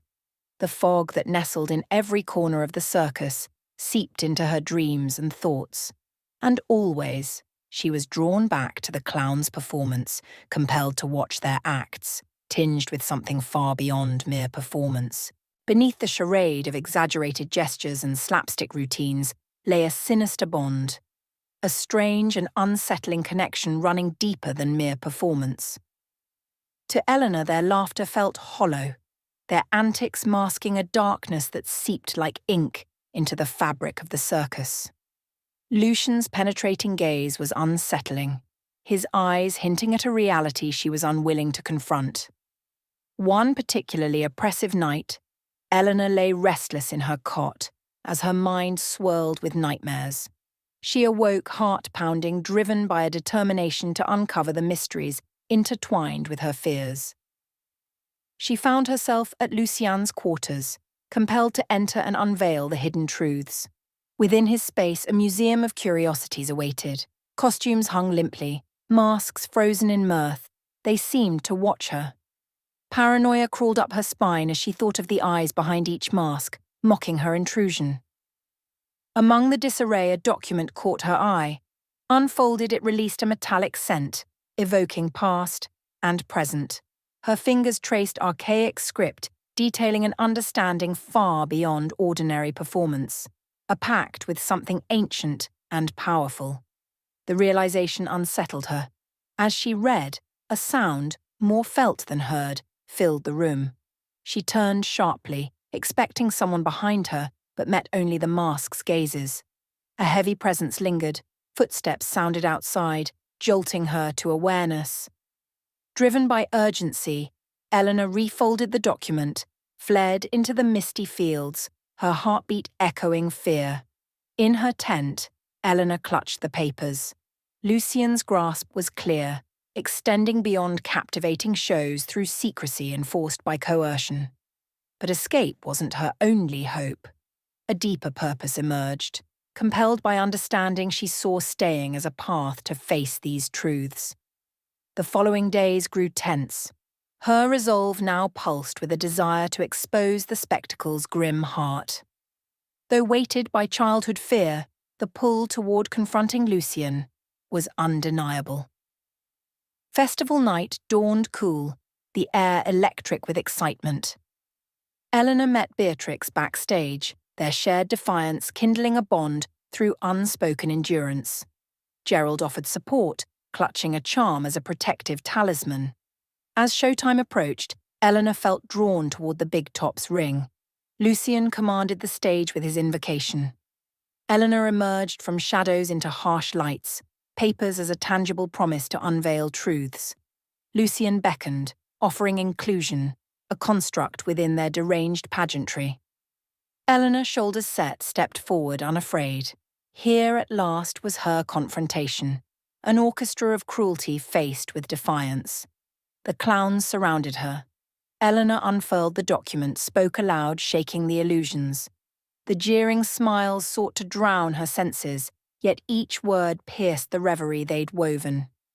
Gerald and Beatrix, standing by, fortified her with silent support. Lucian's grip began fracturing, the circus spirit dissipating within their truth's bright recognition, the beaten pact collapsing at her conviction. Dawn surged through the tent, clowns reduced to silhouettes, spectres exposed by rival light. Eleanor exhaled, seeing the patron's world crumble into displaced vision. Freed, she stepped into the day's freshness, sunlight warm as tents retreated like ghosted dreams. A scattering crowd parted, the carnival's essence lost, found again as mere theatre recounting past lives bound by illusion. Lucian's domain receded, sown with dust. Embracing Gerald and Beatrix, Eleanor felt warmth through newfound ties, not haunted, but woven with family. Her path lay beyond this place. Life continued along horizons untethered by fear. As the circus departed, once fearsome masquerades turned to distant echoes redeemed. Freed from shadows, having embraced the light, Eleanor smiled. She'd become the author of a new tomorrow, untethered and whole beneath an open sky. The town of Eldridge Hollow had always been quiet, nestled among rolling hills and dense woodlands. Its charm lay in its simplicity, a place where everyone knew each other, where the pace of life was gentle, and nature still held a commanding presence. But as summer waned and autumn's crisp breath began to paint the leaves gold and crimson, an unease spread among the townsfolk like a simmering fog. The first whispers started on the outskirts. Farmers complained of increased spider activity around barns and fields. Webs woven in intricate patterns hung thickly from trees, barns, and even farm equipment. At first, it was dismissed as nothing more than a seasonal surge. But the truth was far more insidious, something darker, lurking beneath the quiet exterior of village life. Jeannie Wilkes, Eldridge Hollow's unofficial chronicler of happenings, documented the emergence with an artist's eye.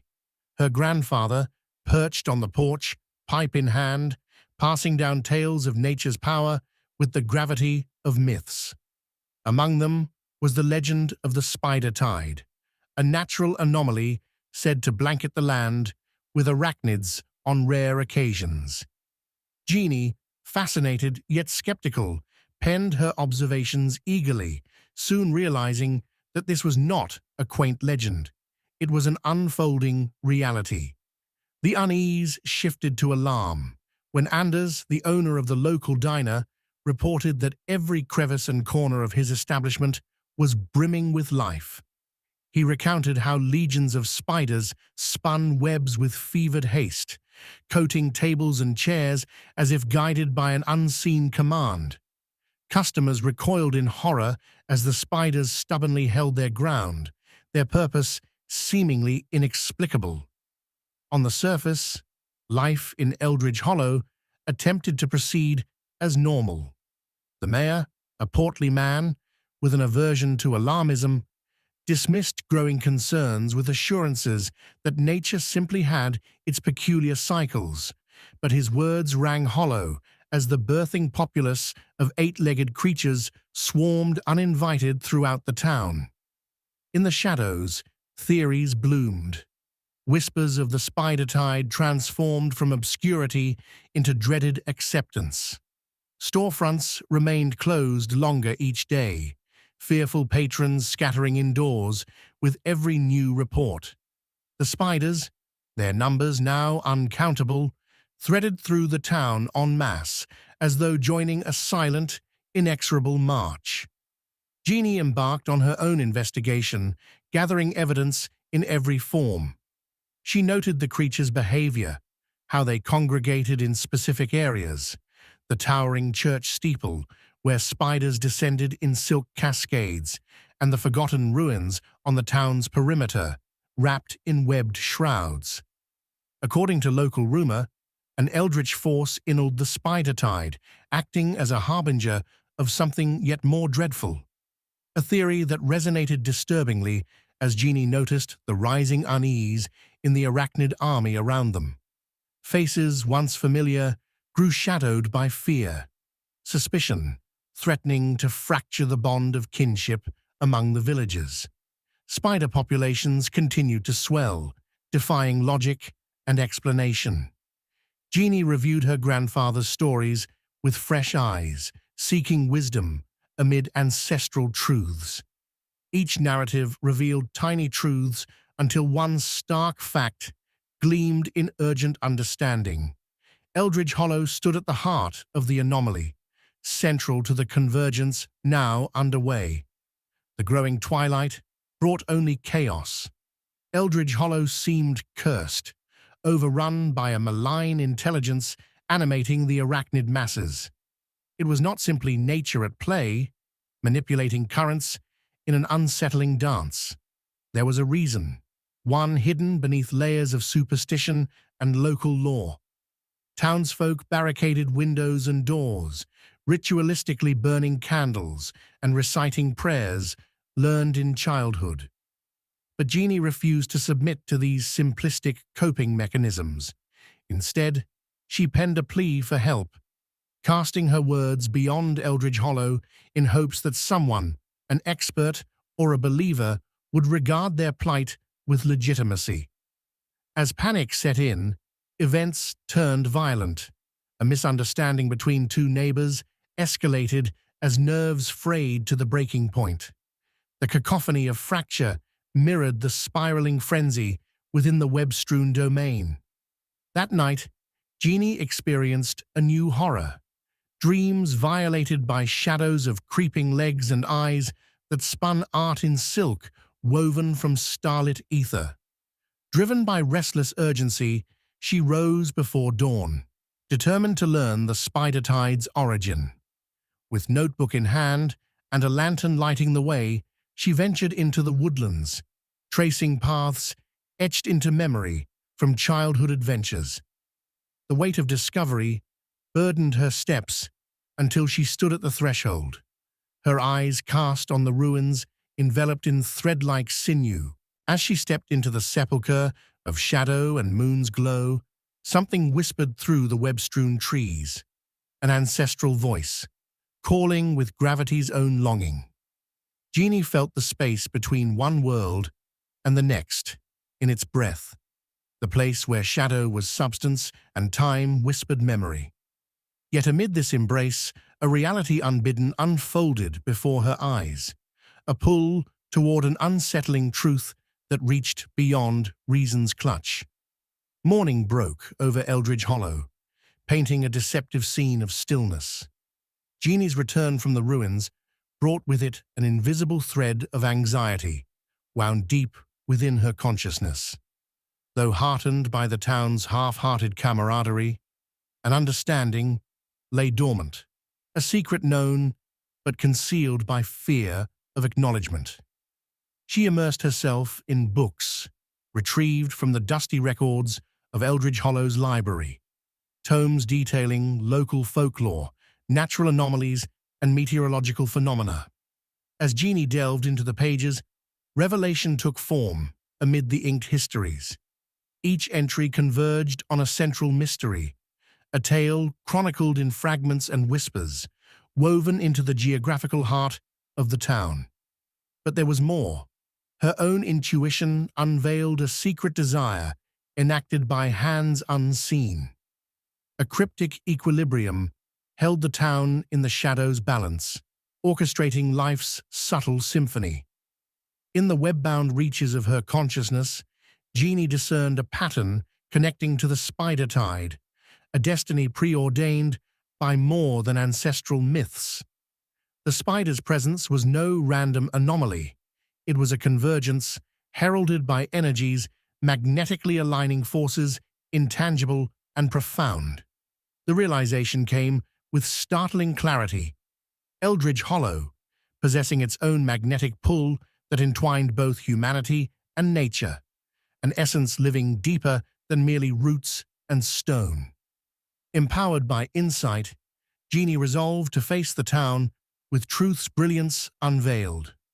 Her words reverberated within the town hall, casting discordant light amid the people gathered. "We are not victims," she declared, voice unwavering.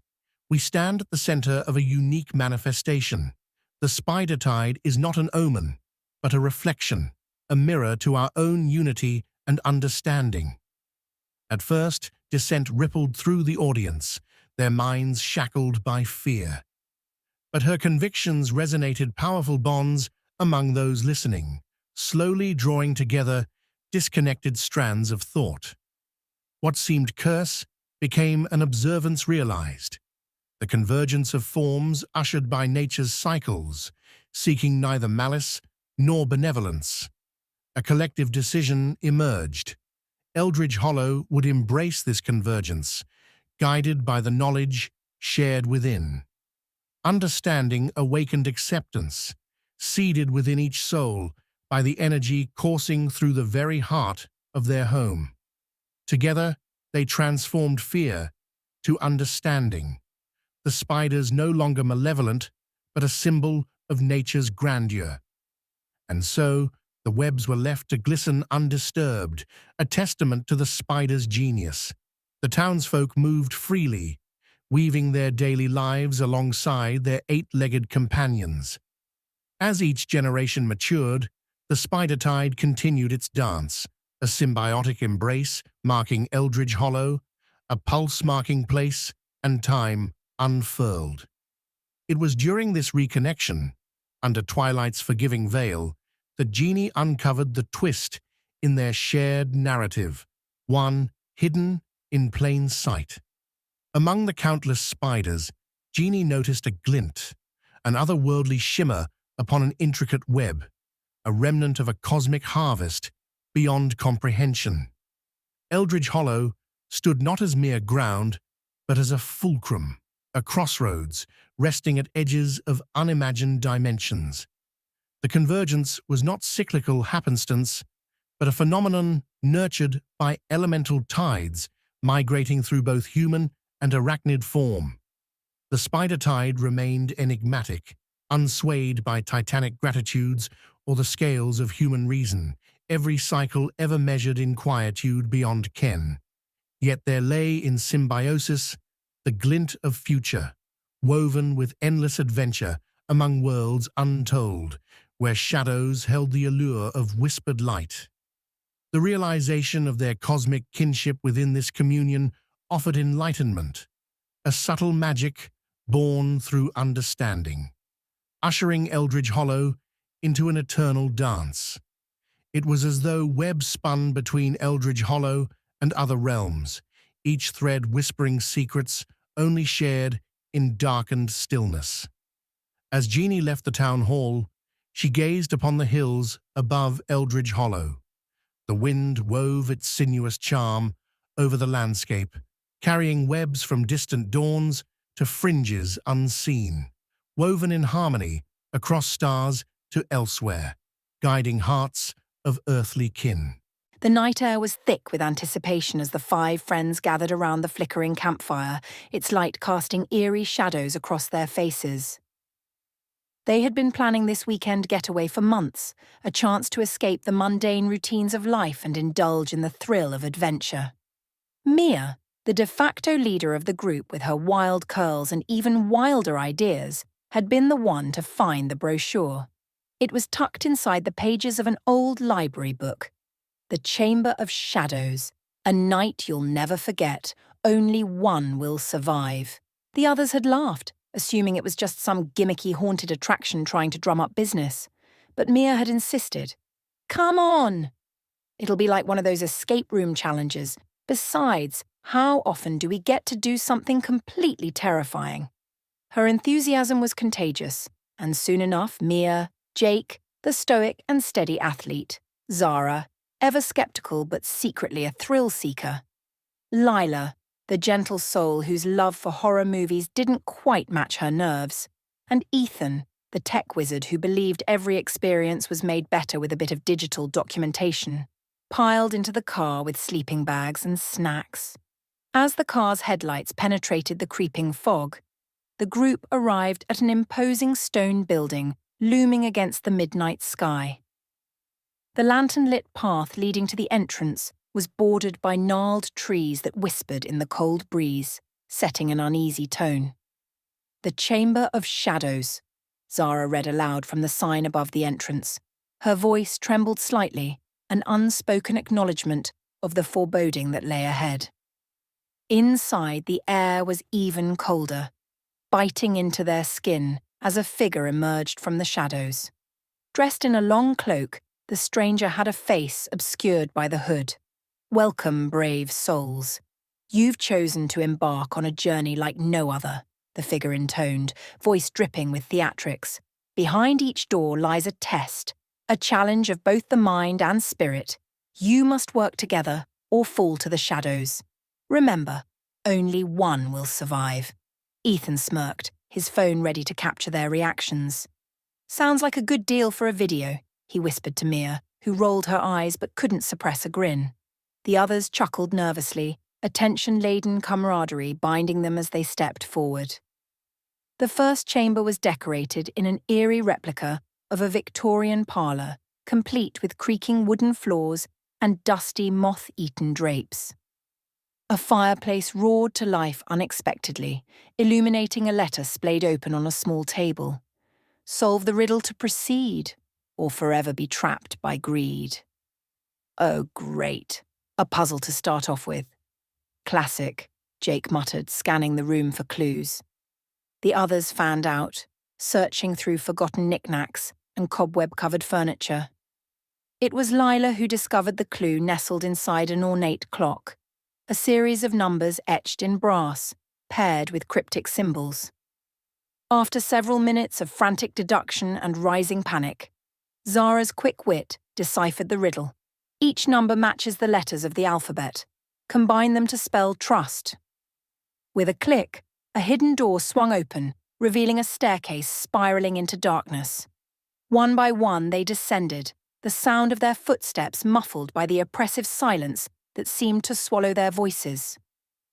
The second chamber was different, walls lined with mirrors that distorted their reflections into grotesque creatures. Their task was simple, yet sinister. Find the key hidden in the reflections. Ethan, ever the pragmatist, attempted to find the logical angle to view the key.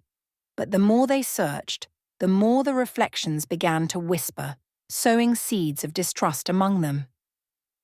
It's messing with our heads, Ethan said, frustration tightening his voice. The mirrors are playing tricks. It was Mia who finally figured it out. Look past the shadows, she murmured, repeating what she had noticed one reflection chanting. Shifting her perception, she found the key hovering just out of sight, an illusion waiting to be grasped. The door creaked open, but the tension lingered in the air like a phantom as they entered the third chamber. This time the room was stark and bare, save for a single chair and a gramophone whose needle sat expectantly on a record. With a shrug, Ethan set it to play and a haunting lullaby filled the air. Yet it was not the music that seized their attention, but the words whispered beneath the melody. One name, repeated over and over. Mia's. Why me? Mia whispered, fear threading her voice. The shadows have chosen, Jake said cryptically, eyes sworn to seriousness he rarely showed. It's supposed to be you. With no further clues, the chamber became a cold chamber of decision. Mia, trembling but resolute, sat in the chair. Whatever it is, I have to face it. Her friends surrounded her, their support wordless as the shadows inched forward like living smoke tendrils to envelop Mia. She gasped, a sharp intake of breath as if plunged into ice water, before disappearing from their view. Shocked silence loomed, followed by chaos. No, no, no, this isn't part of the game, Lila cried, her voice breaking. Zara grasped her shoulder, trying to comfort with a touch that belied her own rising terror. But before panic could take more root, the shadows receded, leaving Mia standing unharmed, albeit visibly shaken, as the whispers faded into nothingness. Let's just keep going, she urged, determined to not linger in the past. With her voice as their anchor, they pressed on. The corridors twisted, disorienting them until they arrived in the next chamber, greeted by a macabre tableau, a feast laid out on an ancient wooden table, surrounded by empty chairs. A note stained with something dark and unidentifiable warned, "Eat or be eaten. Choose wisely." None of them dared move, all eyes on the feast as if it were an enemy laying in wait. Finally, driven by hunger and resolve, Jake approached. "It's another trick," he said, confidence masking doubt. "It has to be." The unveiling task was undertaken cautiously. Each scrutinized food item unveiled clues hidden beneath dishes. It was Lila who discovered the final puzzle, a message baked beneath the icing of an untouched cake. Change your fate. Slivers of courage reached the surface. Jake, crafting a plan with Zara's analytical mind, reasoned that this was a metaphor, an opportunity to remake choices they'd assumed to be out of their control. As one, they overturned their feast, revealing a blood-red knife inscribed with the word "sacrifice" beneath the table. It immediately triggered a shift, a portal opening beside them, the air shimmering like a mirage. The final chamber awaited, a cavernous hall filled with statues lining the walls, each an intricately detailed depiction of fear personified. The murals on the ceilings told stories of struggles and betrayals, the shadowed corners teeming with echoes of forgotten screams. The cloaked figure from their beginning reappeared, the cowl lowered to reveal a face of shifting forms. It spoke, voice a chilling reminder of the journey walked. The one who will survive must face their darkest fear. The friends exchanged glances, a silent conversation passing among them. They'd started this together and they'd face this too as one. But as the shadows encroached, they instinctively stepped back, alone in the face of destiny. One by one, the fears materialized from the depths of their psyche. Jake's fear of failure shadowed him in the form of twisted, disappointed reflections. Lila, ever afraid of being alone, watched as her friends slowly disappeared to leave her in chilling solitude. Ethan's pixelated world blurred, trapping him in a virtual labyrinth with no exit, terrified of a reality he couldn't escape. Zara confronted her heritage of skepticism, shadows of doubt estranging her from herself, questioning every action until paralyzed. And Mia, the leader, was thrust into a shadow version of herself, the darkness coursing through her veins, echoing silence he'd always feared might consume her, the fear of losing control becoming the monster hidden in expectation. Yet amid the nightmare, realization bloomed. Nothing changed unless they changed it. Mia was the first to fight back, screaming against the shadows clutching her throat, banishing her doubts by defiantly stepping beyond their reach. The others followed. Jake faced his reflections with confidence. Lila envisioned hope, recognizing her bonds tethered beyond sight. Ethan focused his mind, coding reality until he found a flaw.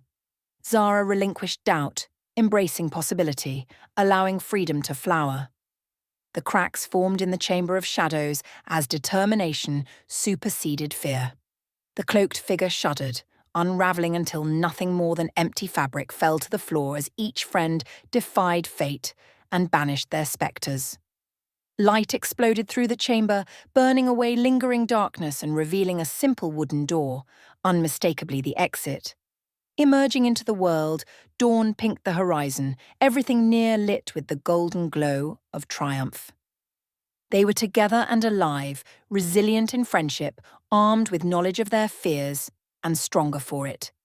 They hugged, laughter breaking the stillness, binding them, having faced shadows both literal and figurative, returning from the chamber of shadows more alive than before. The promise of only one surviving echoed, true yet untrue. For while they'd entered fractured by fear, they'd emerged, each reborn. Only one of their truest selves had survived. The rolling hills of Ireland, a verdant expanse speckled with the hues of heather and gorse, unfolded beneath the hazy autumn sky. A narrow road wound its way through this patchwork, leading a minibus towards its destination, Dunfane Castle, a stone sentinel that loomed imposingly atop a rugged hill. A group of eager tourists peered from the windows, eyes wide with anticipation and a hint of superstition fostered by tales of Ireland's supernatural. Guiding the tour was Connor, a young local with an affable demeanor and an encyclopedic knowledge of Gaelic lore. As the minibus crested the hill, revealing the castle's battlements silhouetted against the sunset, Connor began recounting its storied history. "Welcome to Dunfane Castle," he intoned, his voice imbued with theatrical charm. It stood the test of time through battles and betrayals, a testament to the era when chiefs and clans ruled these lands. The tourists listened enthralled, imagining shadows of past nobility treading those ancient stones. Among them, Isabella and Jake, a couple celebrating their recent engagement, felt the castle's aura nesting deeply within their romantic reverie. The allure of Dunfane's mystical charm, whispered through generations, enhanced their anticipation. As night descended, they reached the castle, enveloped by heavy clouds obscuring the crescent moon. The group disembarked and gathered their belongings, their footsteps hushed by the gravel path leading to the entrance. Connor unlocked the tall, iron-bound doors with practiced ease, welcoming them into the somber embrace of the castle's great hall. The interior brimmed with relics. Faded banners hung beside a grand fireplace. Dust motes danced in the golden light cast by flickering lanterns. Whispers of antiquity permeated the air. It was as if the stones themselves echoed distant mysteries. Despite its seasoned grandeur, an uncertainty tinged the air, ticking faintly against the smoldering hearth. Connor directed them through a hurried exploration, painting pictures of courtly intrigue with his words. The charmed group was shown spiral staircases that wound up into drafty towers, echo-laden corridors, and portraits of long-past occupants, faces trapped in regal stares that sometimes felt uncannily alive. "Most importantly," Connor whispered conspiratorially, halting at a doorway leading to the depths below, "is the legend of the vault. Hidden somewhere within these stone walls, a long-lost treasury of the chieftain, cursed and abandoned with his lineage." The night crept forward, wrapping the castle in its inky embrace. The group retired to their rooms eagerly, though piqued curiosity held Isabella awake. Wandering the torch-lit halls, she marveled at how the stones whispered stories of their own, age-old tales of ambition, betrayal, and loss as seen through conjured eyes. She found herself drawn toward a specific chamber, neglected and shadowed, featuring a portrait, different from the rest. The painted eyes followed with unnerving accuracy, a glint hinting at secrets long buried. Beneath this gaze, Isabella sensed an expansion of the narrative, one distinctly guided by the undercurrent of unsatisfied hunger. Dreaming of hidden troves and veiled histories, Isabella meandered back, but sleep remained elusive. A chill invaded her mind, the eerie feeling of being watched intermingled with the castle's intense isolation, a guardian of truths unseen. The night settled deeply across Dunfane Castle as dreams traversed both the living and those unquiet. Suddenly the silence was shattered, an unnatural howling that rose from the depths, reverberating through stone and marrow alike, rousing remaining souls to wakefulness. Connor's voice, strained and hurried, called through the walls. "Come down, all of you. Something's stirring below." Gathering in confusion and haste, the group assembled, tremors of fear leapfrogging across their consciousness. The shadows thickened as Connor led them toward the source of the chilling wail emanating from the castle's underbelly, a passageway hidden behind brushing cobwebs, laden with secrets waiting to emerge. A sense of foreboding hung heavy. As they descended ancient steps into the cold bowels of the castle, lamps flickered wildly in an unseen draft sweeping through the corridors as spectral figures enfolded themselves from forgotten spaces. Crossing the bound threshold, they entered a sprawling chamber, its walls eerily suffused with a glow that revealed vaults and containers, long unopened. Collections of ancient wealth lay before them, tarnished and bound with chains steeped in ages past. Yet upon looking closer, they shuddered at the figures surrounding the room. Translucent shapes, the ghostly possessors of this forsaken place, stirred, eyes filled with insatiable greed fixed upon the treasure, every covetous nuance etched with a hunger that resonantly joined their unwavering stares. In self-twined terror reverberated through those gathered. Spectres' translucent forms hovered near the tarnished wealth their souls had long been bound to guard. Isabella felt a cold rush, a prickle of dread entwined with curiosity. Their ghostly visages, twisted in eternal greed and longing, were alarmingly articulate, each movement a dialogue between the living and the departed, calling silently for reclamation. Every ghostly eye seemed locked on the group, particularly Isabella, as if seeing her not merely as an intruder, but as a potential savior. She caught the eye of the chieftain, a hollow gaze that communicated a depth of lifetimes, lost yet beseeching redemption. Though she trembled under their scrutiny, Isabella felt clarity blossom within her, a realization born of whispers that tides had shifted, and she was the key. The air grew thick with anticipation, a hypnotic symphony pulling at Isabella's consciousness. The tourists clung together, eyes wide, breaths quickened by the spectral drama unfolding. Connor, though pale, held a fervent light in his eyes, daring to believe in folklore truth given flesh.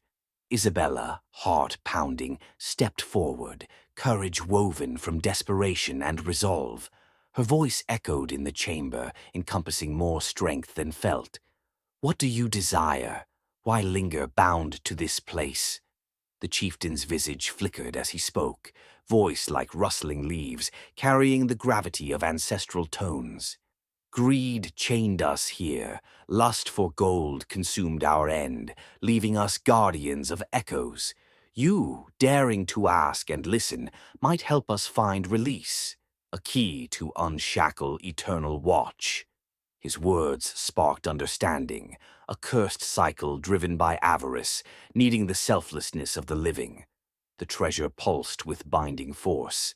Isabella recalled tales of cursed wealth, binding coveters to doom, a lesson in folly.